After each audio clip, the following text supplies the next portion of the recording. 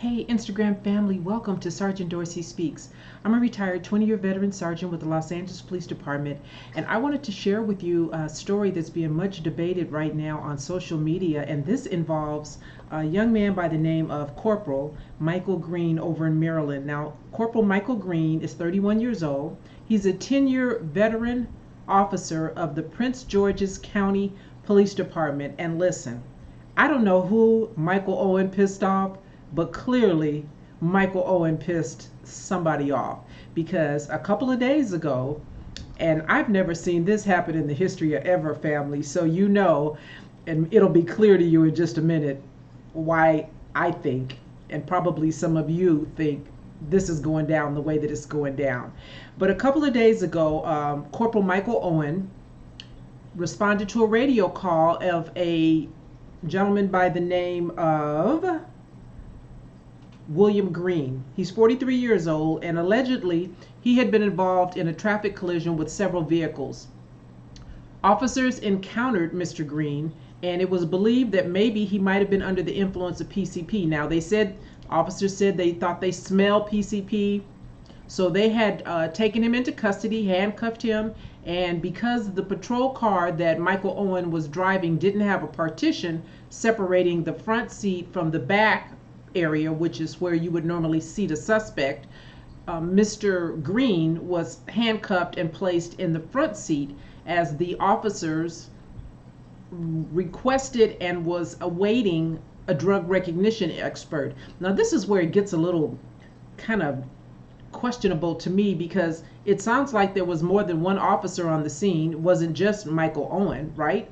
And so they are requesting a drug recognition expert. And they said all of this happened within 5 to 10 minutes of taking Mr. Green into custody.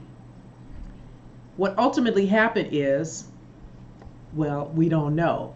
But what we do know is that 10 minutes later, Mr. Green was dead from 7 gunshot wounds at the hands of Corporal Michael Owen. Now, Michael Owen has been arrested and charged. Listen, it hadn't even been 24 hours hardly before the police chief charged him with, get a load of this, second-degree murder, voluntary and involuntary manslaughter, first-degree assault, and use of a firearm in the commission of a crime. Now, I wonder if it's because that's Michael Owen right there, family. You see what he looks like. Me and some of you. Because listen, I have not seen a police chief move so swiftly to charge an officer who's been involved in a deadly shooting ever, right? I mean, this reminds me shades of Mohammed Noor, right? The Minnesota officer who shot and killed Justine Damon, who had come out after she called the police because she thought there was some kind of a assault occurring in an alley, and she startled, allegedly, Mohammed Noor, who was a Somali officer there in Minnesota, and he wound up shooting across his partner. He was on the passenger side, shot across his partner through the driver's door window and killed this woman. Well, they didn't have a problem, figuring out what to do with Mohammed Noor. And listen, folks are asking me to keep an eye on this and let's follow it. I'm going to follow it, but y'all already know. You already know. That's Michael Owen. He's been charged with second-degree murder, voluntary and involuntary manslaughter, first-degree assault, and use of a firearm in the commission of a crime. What? Ooh-wee. They mean to make an example out of Michael Owen. And so, listen, now that's not to say that what he did wasn't inappropriate. That's not to say, and I'm not trying to infer that, because there's just too many unknowns about this shooting. What the heck? 7 times you shoot somebody? Or is he sitting in the car with him on the driver's side when he shoots Mr. Green 7 times? I don't know. Varying narratives.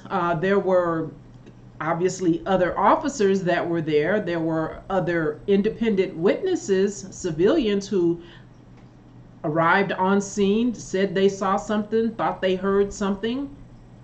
And we know that generally great deference is given to what a police officer says with regards to a deadly shooting, and why they probably were scared and fired 7 times, right? In this case, no deference, because that's Michael Owen. No deference was given. And so now the police chief says, hey, look, I can't explain why he fired 7 times. And the police chief also said, he doesn't know if Green was wearing a seatbelt, if he had actually been seatbelted in when he was shot. Now, we do know that he was handcuffed. But again, it's not uncommon for someone who's handcuffed to slip the cuffs. In other words, to get their hands from behind their back if they're limber. I've seen it happen myself in my 20 years in patrol, right? Get their hands from behind their back and bring them to the front. I haven't heard that, so I'm not saying that that was the case, but it could happen.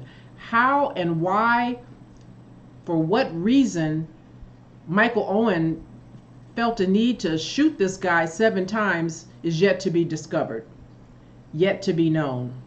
But he did, and William Green died.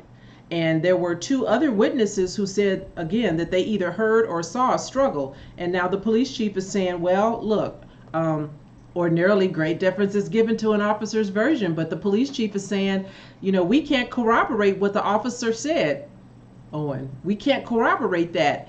And even though the witnesses may have said, the civilian witnesses may have said they thought they heard or saw something that looked like, sounded like a struggle, the police chief says, I think a crime occurred. Thus, 5 charges against Michael Owen. And he's being held right now on no bond. So I don't know what to make of it. But what I do know is that Michael Owen got some splaining to do. And listen, this is not the first time that he's taken a life. It's reported that back in 2011, he was involved in another fatal. Take that back. It wasn't a fatal shooting as far as we know, but he was involved. Oh no, it was a fatal shooting. Okay. He's been involved in 3 shootings. 2011, it was a fatal shooting. This involved a 35-year-old by the name of Rodney Edwards who was shot several times. Now, it doesn't say how many, it just says several. And what happened is that Corporal Owen was leaving some kind of Toys for Tot event. He was off duty, plain clothes, but I think he might have been in a police unmarked vehicle. And as he was leaving this event, he saw Rodney Edwards laying on the grass on the side of the road. So he decided, he being Michael Owen, Corporal Owen, decided to get out and check and make sure the guy was okay. Something happened between the 2 of them. According to Corporal Owen, great deference was given to his version of events back in 2011. And it turned out that Mr. Edwards did have a gun that was recovered. Owen fired again several shots and killed Rodney Edwards. Now, Owen was not charged. They took his word back in 2011. And 2 years before that, Corporal Michael Owen, he seems to be like a shit magnet, right? Now he's off duty at home and somebody tries to rob him, says he. And so he fires off a bunch of shots, says the suspect fires off a bunch of shots. Suspect flees. They never find him. No harm, no foul, nobody's charged. Nobody shows up, with a, gunshot in the backside. So that was 2009. Then 2011, fatal shooting of 35-year-old Rodney Edwards. And now we have the fatal shooting of William Green. So prosecutors are going to be taking a look at this fatal shooting from 2011. They're going to be reviewing it to see if everything was kosher, right? If what Corporal Michael Owen said happened actually happened. And I don't know. But there are several other incidents that have occurred recently over there in Prince George's County because they don't seem to have their officers equipped with body cameras. Michael Owen didn't have one the other night. There was no body camera in the other shootings. And then there was a report of a fatal shooting in September and October of last year. Again, no body cameras. So I don't know what's going on over there. I don't know if it's a funding issue that they have not equipped their officers with body cameras to help answer some of these questions.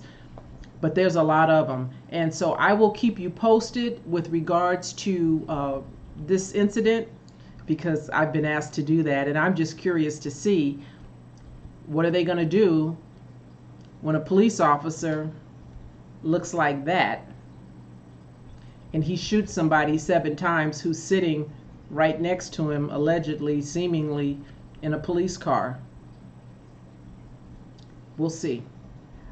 I think I know the outcome. What do you think? Let's talk about it.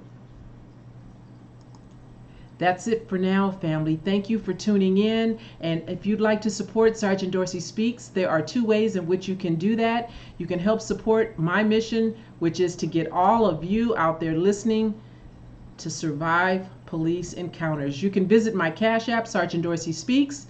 Make a small donation, $5 now, and any other time you want to do that.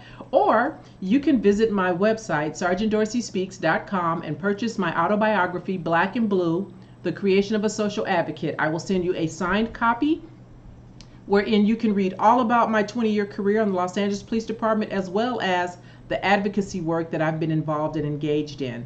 That's it for now, family. Until next time, be good and be safe.